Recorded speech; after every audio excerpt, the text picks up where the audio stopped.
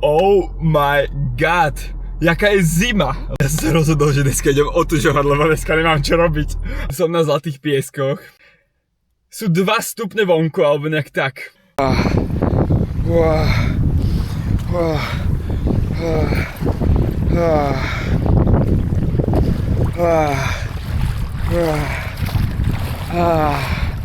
To je zima jak svinia.